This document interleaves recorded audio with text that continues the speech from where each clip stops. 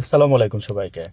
হাসিনাকে ভারত রাখতে পারে অথচ মুস্তাফিজকে আহ, নিতে পারে না তারা খেলার জন্য, যদিও তারা হায়ার করছিল মুস্তাফিজকে 12 কোটি টাকা বাংলাদেশে দিয়ে।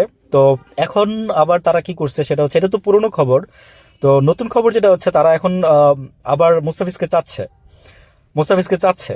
হ্যাঁ, তো আমরা বলে দিচ্ছি যে বাংলাদেশ তো প্রতিবারই মনে করেন যে আপনাদের এই সব সিদ্ধান্তে মানে বাংলাদেশের মানুষ আমরা আমরা ক্রন্দনরত অবস্থায় থাকলাম, কিন্তু আপনারা এবারও ভাবছেন যে আমরা আমরা বুঝি কাঁদবো না।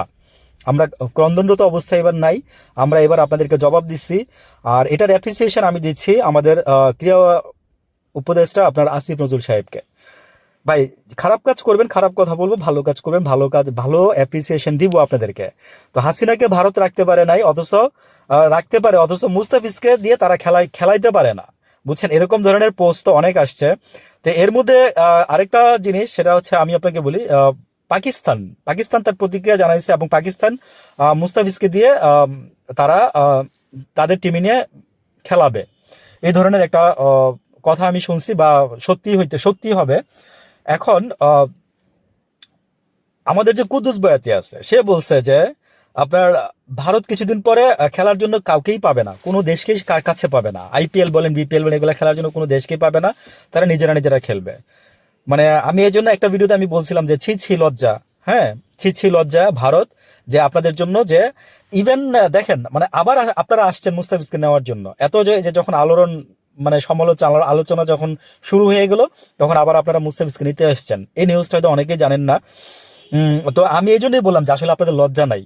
মানে আপনারা জাতিটা কেমন যেন, মানে বললাম না যে আমাদেরকে কাঁটাতারের বেড়া দিয়ে রাখছেন আমাদের বাংলাদেশে, তাই না? 4,000 এর উপরের সীমানার মধ্যে, 4,000 কিলোমিটারের উপরে আছে আমাদের সীমানা আপনাদের সাথে, কিন্তু আপনারা নেপাল ভুটানে আপনারা বেড়া দেন নাই। আমরা কি ভাই মানে আসছিলাম আপনাদের শত্রু? মানে এরকম ট্রিটি করতেছেন। তো এতদিন 16 বছর 17 বছর পারছেন, হাসিনা ছিল তাই পারছেন, কিন্তু এখন আর পারবেন না। আর তাই আপনাদের হাসিনারে মানে খুব লাগে আপনাদের, বুঝছেন?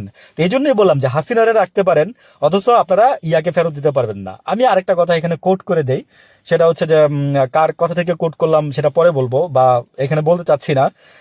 আমি শুনছি যে তারেক জিয়া যদি পাশ করে, মানে তারেক জিয়া তো নীল নকশার আন্ডারই আছে জিতার জন্য বা এই নির্বাচনে হইলে, তারা কামাল সহ 12 13 14 জনকে তারা এই বাংলাদেশে পাঠাবে, দেখাবে যে তারা আম, পাঠাই দিচ্ছে বাংলাদেশে, এবং এই ক্রেডিটটা তারেক জিয়ার।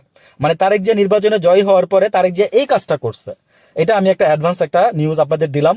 তো এরকম যদি দেখেন না যে ওরা আসছে, তাহলে অবাক হবেন না, এটা হচ্ছে ভারতের একটা প্ল্যান।